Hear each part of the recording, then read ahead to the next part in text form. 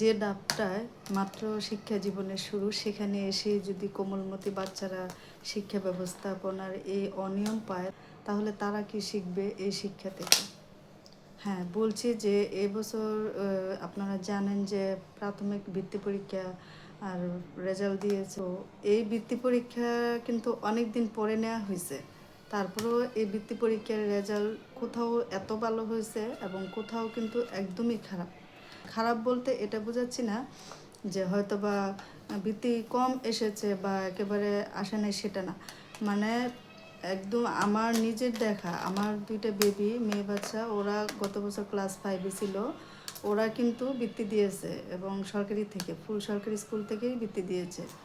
তো ওদের সেন্টার ছিল মতিঝিল যে সরকারি স্কুল, সেখানে। তো এখানে মোট আমি শুনেছি পরীক্ষা অংশগ্রহণ করছে 44টা স্কুলের স্টুডেন্ট।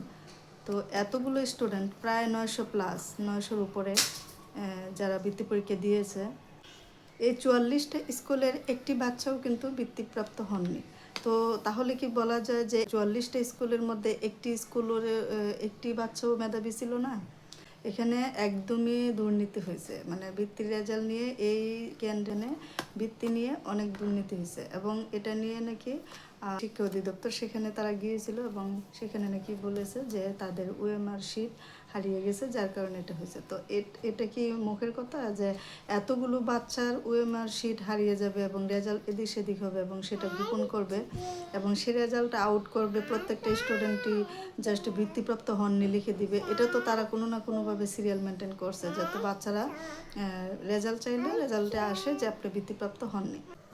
আমি কোথাও দেখি নাই, আমার লাইফে এই পর্যন্ত আমি দেখি নাই যে কোনো জায়গায় এরকম হয়েছে যে এতগুলো স্টুডেন্ট বৃত্তি দিয়েছে, সেখান থেকে একটি বাচ্চাও বৃত্তিপ্রাপ্ত হয় নাই। এখানে কিন্তু নিয়মের গরমিল হয়েছে এবং সেটা বোঝাই যাচ্ছে যে যে কোনোভাবে যে কোনো সমস্যা হয়েছে। তো যেহেতু সমস্যা হয়েছে, এটা তাদের ব্যাপার। যারা এই অধিদপ্তরের সাথে জড়িত, তারা অবশ্যই কোনো না কোনোভাবে এখানে কোনো না কোনো জায়গায় ভুল ত্রুটি করছে, যার কারণে এই এত বড় গরমিলটা হয়েছে। তা প্রত্যেকটা গার্ডিয়ানই কিন্তু এখন একটি আশা নিয়েই মানববন্ধন করছে এবং এটা কিন্তু বিভিন্ন চ্যানেলে খবর আসছে, নিউজে আসছে যে তাদের আশা একটি এবং বাচ্চাদেরও আশা একটি যে তাদের খাতা পুনর্মূল্যায়ন করা হোক এবং তাদের যে আশানুরূপ রেজাল্ট সেটা প্রদান করা হোক। তো আমরাও গার্ডিয়ান হিসেবে প্রত্যেকেই চাই যে এই বৃত্তির রেজাল্ট পুনর্মূল্যায়ন করা হোক। কোনোভাবেই এটা মেনে নেওয়া যায় না যে বৃত্তির রেজাল্ট এভাবে গায়েব হয়ে যাবে বা বৃত্তির রেজাল্ট এভাবে ভুল আসবে।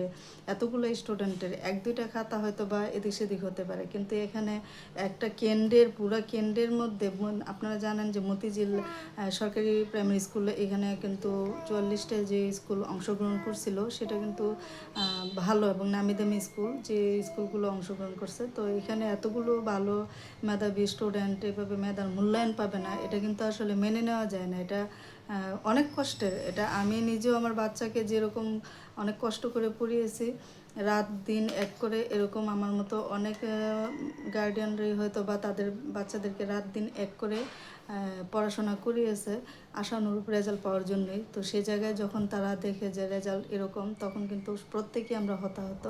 তো আমরা আসলে আশা করব যে এটার অতি দ্রুতই এই সমস্যার সমাধান দিবে তারা। যে কোনোভাবে শিক্ষা মন্ত্রণালয়ের সাথে যারা জড়িত, তারা এটার সমাধান অবশ্যই আমাদেরকে দিবে, এটাই আমরা আশা করি।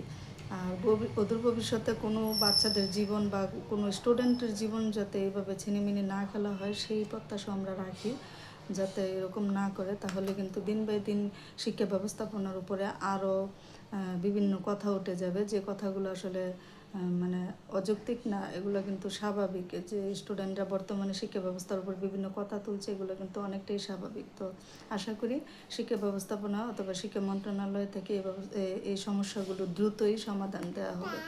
আল্লাহ হাফেজ।